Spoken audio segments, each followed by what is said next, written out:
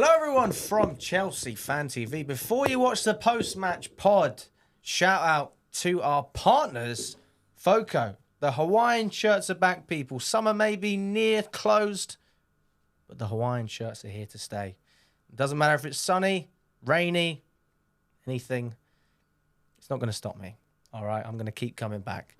We've got a few things for you. We've got the 3D construction toy stadiums. Charlie's got a God, a gnome doing a Rabona in the background.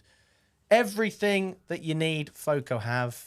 You might not even be a Chelsea fan. They have all the merch for football, not just Chelsea. Use the code cfctvyt15 for a 15% discount and enjoy the video. Hi everyone, welcome back to Chelsea Fan TV for a fan cam reacting to Servette 2, Chelsea 1, defeat away in Geneva, but it's enough on aggregate for Chelsea to qualify. We are through to the Conference League officially, woohoo!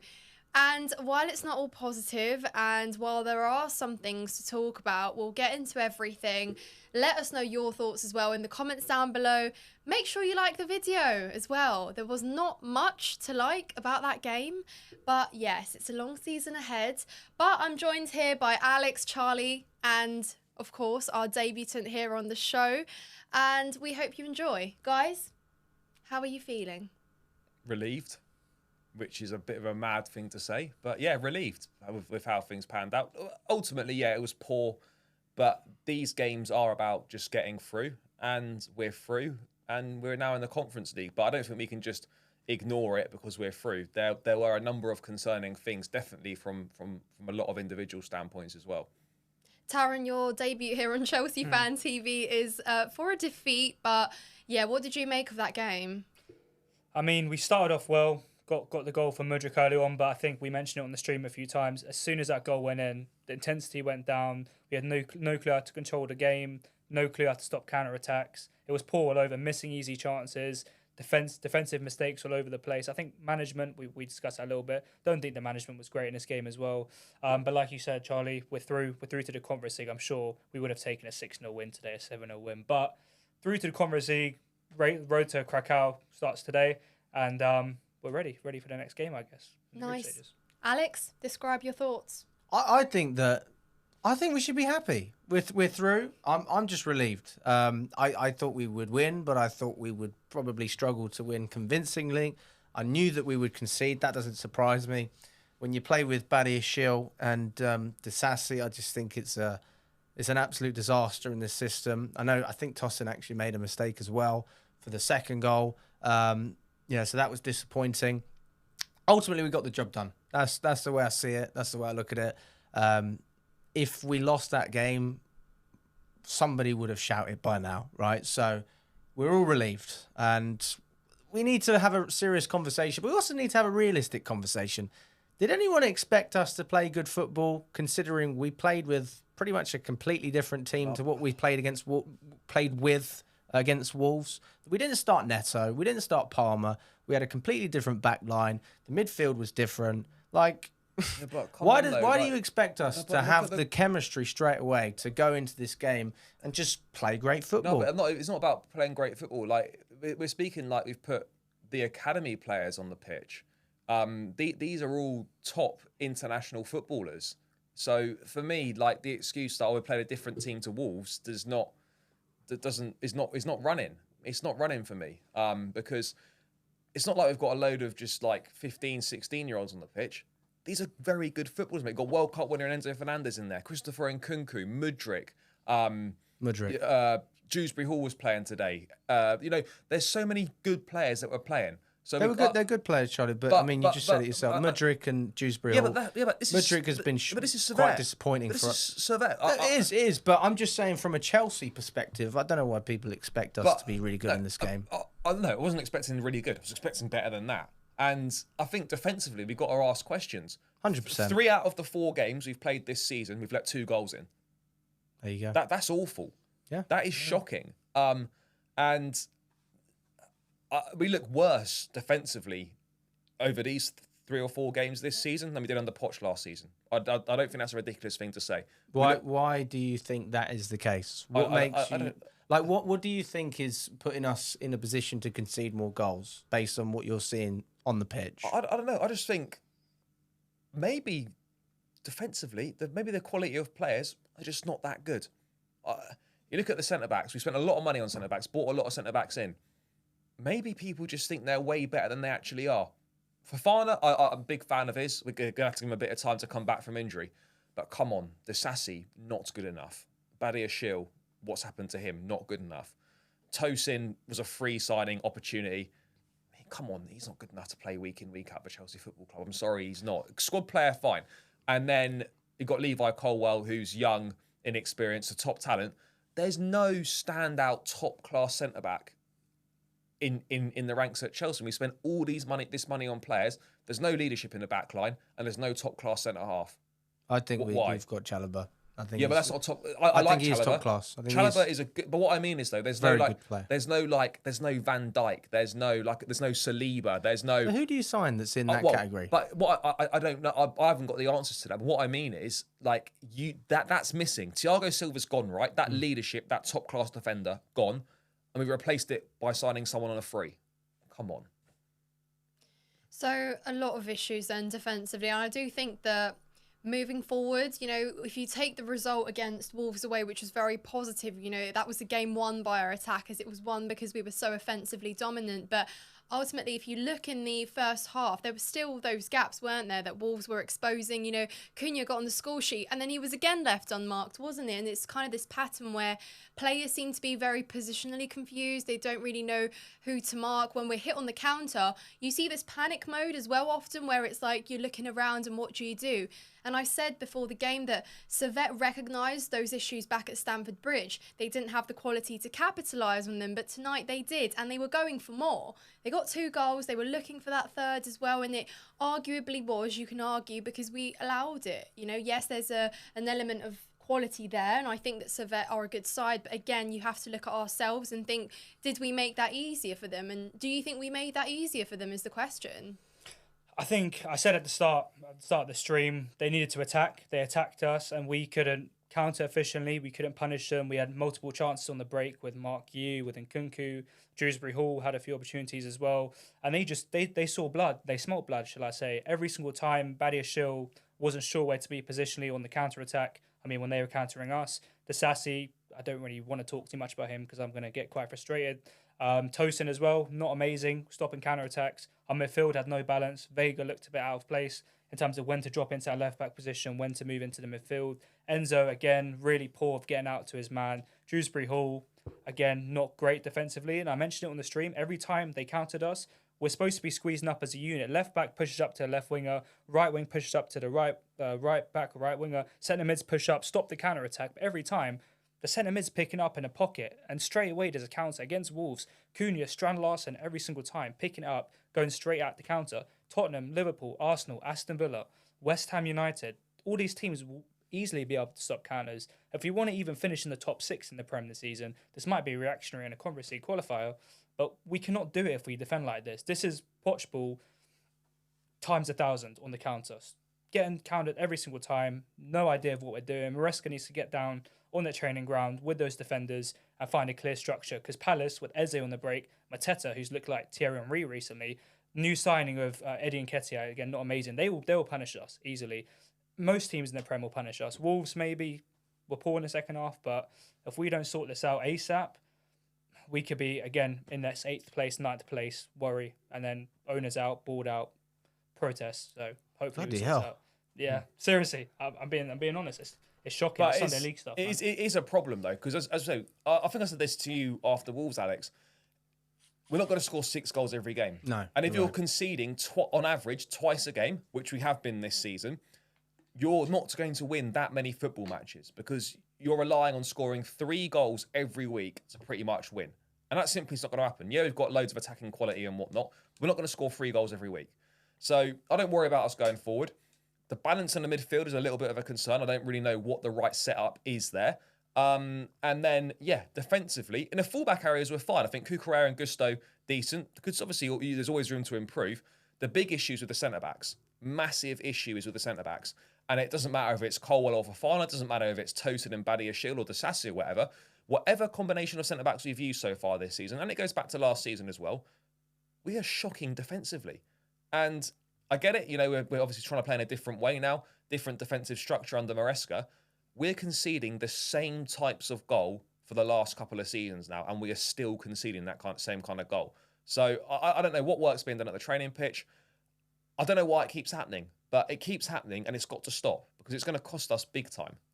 Well, I mean, the way we set up, it's obvious how teams are going to break us so down. open. It's always going to be on the counter. The centre-back problem, personally, I think that we need to try different players in that position. I'm not saying Badiashile. I'm certainly not saying Disasi. I'd like to see Tosin starting in the league. For me, if you play with clowns, then you look like a clown. I mean, I said that before on the stream. It's not easy to look good when you're playing with a bunch of bums. And I think at the back today, that's what it looked like. So I'd like to see other players coming in. Tosin being probably my favourite one out of the Conference League squad so far. But yeah, I mean, look, we made mistakes. It wasn't great. We certainly looked open. We can't look at this team though and think that all of the problems in this team are necessarily correlated with the team that we had at Wolves, because the team, yeah, we had a lot more quality on Sunday, right? Well, we're still defensively poor though. We were still defensively poor, but I think we'd be able to. What we couldn't do is control the game today, and I think we would have been able to do that if we'd played with the same players that we had against Wolves, just because of the fact that we couldn't retain possession. I thought we looked clueless sometimes when we were on the ball. I didn't understand why we were trying to counter. We were losing. You want to waste time. I'm not saying that that's a great place to be in where you're trying to waste time against Servette. I mean, Vega, he got a yellow for time wasting. But if that's what you have to do to win, that's what you have to do. Isn't that a problem though? You say like, if we'd played the same team or whatever, it might have been different. It would have been different, Charlie. It would have been very different. We're not going to be doing that though. There's going to be multiple rotations throughout the season, particularly in the Conference League. Yeah. And if we're saying that we can only play well with one 11, if we just played the same team, it would have been fine. That's useless. Like whoever's playing has got to be able to perform to a decent level, and no one was decent tonight. Yeah, I mean, this is the first game. One of the first games of the season. I think there's still a long way to go. This is the fourth game. Yeah, but one of the first games of the season. This is early days. I mean, I don't really think we have a serious conversation until December. Until then, defending's still a problem from last season as well. I'm not saying it's not a problem. Have a serious conversation about defending. The defending's not good enough. I agree with you on that. But I think, again, the team just needs to gel with each other. Like, we struggled enough to gel with our starting 11, and then you're starting your second team, and you expect them to gel. I just don't see how, there are going to be people saying Maresca out after this, which I will never understand.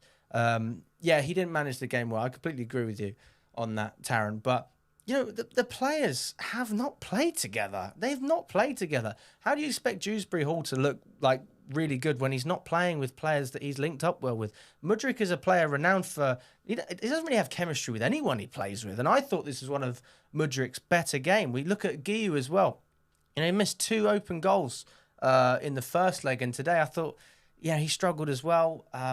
Not really enough service in the box. It was difficult for him. We were forced to bring on Palmer. We never wanted that to happen. I mean, Caicedo went down in the second half. I thought, bloody hell, we've lost 2 of our best midfielders now with Caicedo and Lavia. So I just think that we've got to take it with a pinch of salt. I mean, it sounds silly. We won the game. In reality, we're through. I know we lost this game, but we won the tie. So... yeah, you can't be happy with what you've seen, but you can be satisfied that we're actually through to the Conference League. Yeah. We lose this game, very, very different conversation, but we didn't. Yeah, it's certainly a learning curve, isn't it? And I think that's one thing that, patience gets thrown around a lot, especially in recent times since the takeover, but we at some point do actually have to start being patient, don't we? Because Enzo Maresca isn't going anywhere. Frankly, he shouldn't be going anywhere, right? Because we can't be at the same spot, looking again for a manager, new manager coming in with new other players, and it's just a whole massive mess. So I think that you're right, Alex. These group of players are still getting to know each other, and they're getting to know another manager, a new manager's ideology, a new manager's philosophy.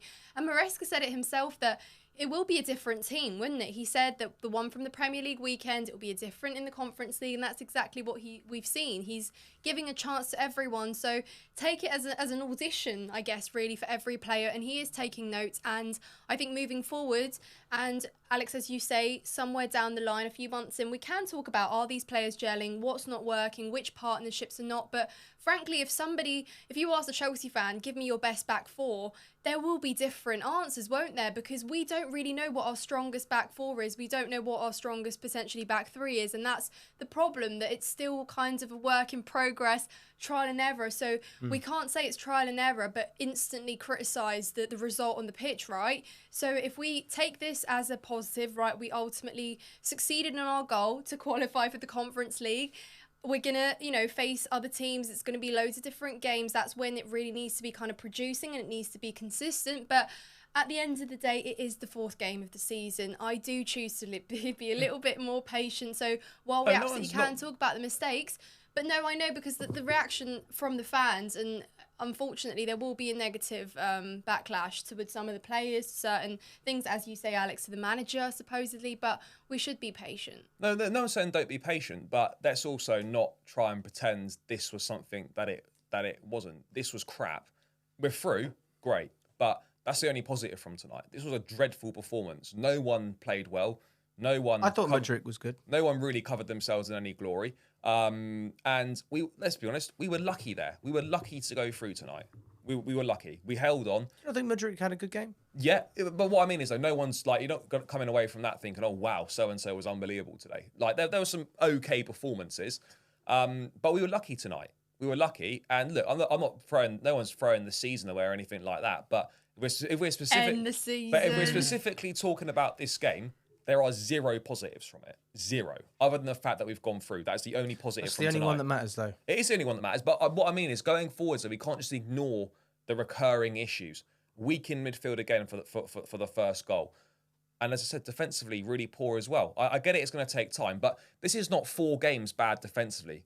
This is all of last season shocking defensively. I know it's a different manager, but it's the same defenders, Bartosin. Shocking in pre-season defensively. Shocking in every game defensively so far this season as well. Maybe bar the first leg. Although we weren't great defensively, they just didn't take their chances. So, don't want to be overly critical, but the issues we're seeing are they're not just teething issues for Maresca. These are issues that we've had for the last 12, 18 months, and they don't look like changing. Yeah, we shot ourselves in the foot. This is Chalobah. Oh yeah, we keep saying people are going to get so bored of this. And the crazy thing is, he could still stay. I mean, we spoke he could before. Still stay, yeah. He could still stay at this club. And, the whole testing, his attitude's been great. The club are happy with the way he's responding. Woo-hoo. Give him a chance. Give him a chance. Badiashile, for me, does not have the...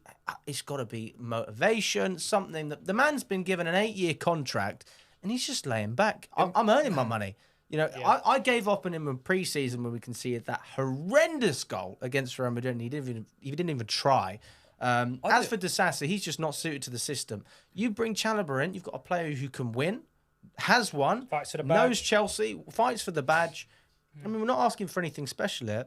We definitely need another centre back, but only if you don't bring in Chalobah, who's already here. So I think we're shooting ourselves in the foot in that sense. What I don't quite understand, defensively in the Premier League, we saw it with Tuchel. You can be as good going forward as you want, but if you can't defend set pieces, defend corners, defend counter-attacks, you're going to lose games because teams are going to sit back like your Evertons, like your Nottingham Forest last season at Stamford Bridge. They're going to sit back, stop your attacking threat and counter on you and score against you.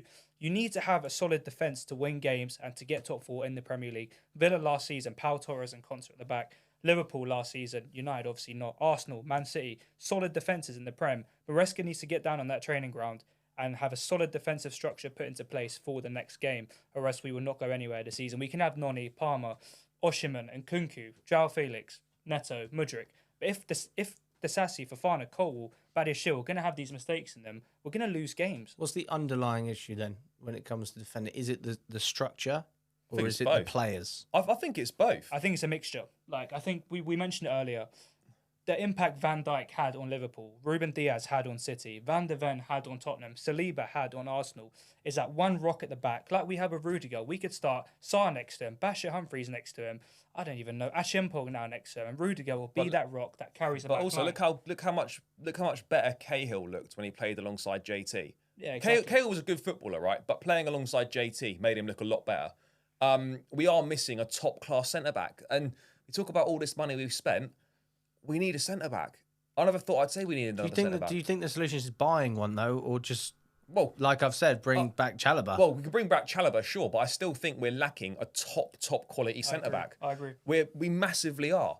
And we spent all this money on centre-backs, and people keep saying, and I've said it in the past, we've got a great crop of young centre-backs. They're all really good.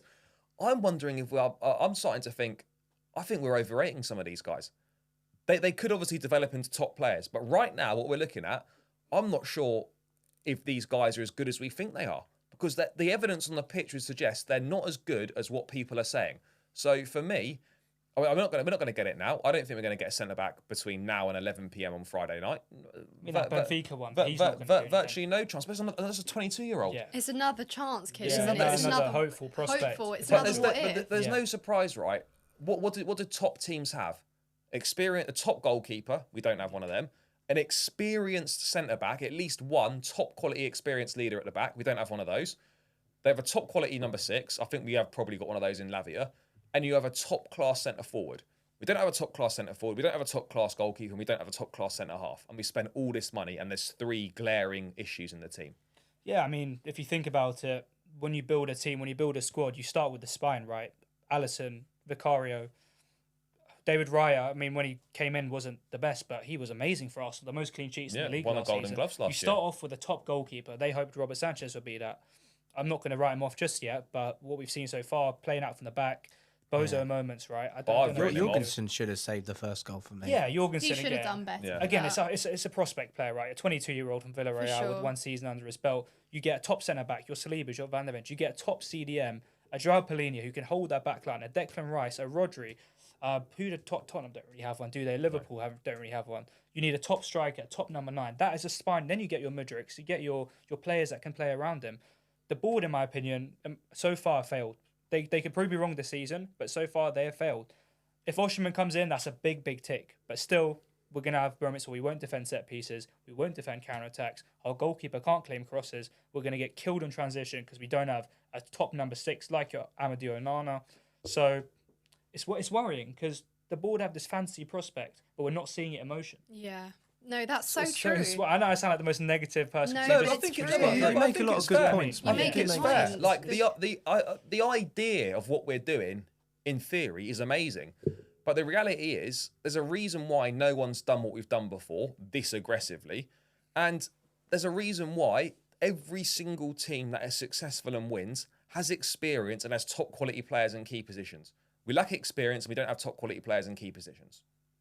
So how are we going to be successful in the long run? Because that was the whole idea of the new clean slate that the owners wanted to create, wasn't it? They didn't want a backbone and they didn't want to really try. I mean, arguably, Thiago Silva was the only closest thing you could say to a backbone pretty much when they took over. But if you're losing a Thiago Silva, right, to me, and I'm sure to you guys and many fans, right, if you're losing a Thiago Silva, a figure like that, an icon of the game, I'm sitting there thinking, right, we need to go and spend big money on a top-class centre-half. Who are the 3 best centre-halves in the world right now?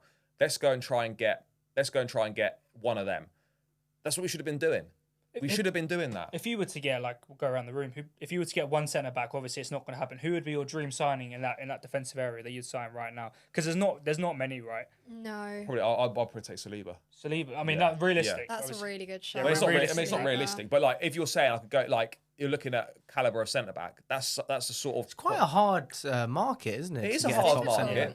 It's an aging one as well, if Yeah. you think about it, in terms of like being at your peak, at your prime now. It's kind of like you look back and you could probably pick out so many more than you would now. But I think ultimately with us is that we didn't bring in experience when that is the thing that we keep saying is important and has been missing, right? It's almost you go and you look and you bring in another what if and you bring in someone else that's for the future because we locked everyone in for such a long time, but we never really every window addressed the present. It's always a buy for the future. It's always a buy for years to come when we're challenging for the title supposedly in 5 years, but again, we're here to compete in this present moment. We don't want to be 9th again this year, do we? We don't want to be, we want to be pushing for that Champions League spot again. And it is really hard when you're kind of trying to figure out who is going to be, that starting 11. We're still not working it out. And I don't think we will work it out for another at least another few games, because we've got so much to pick from. But then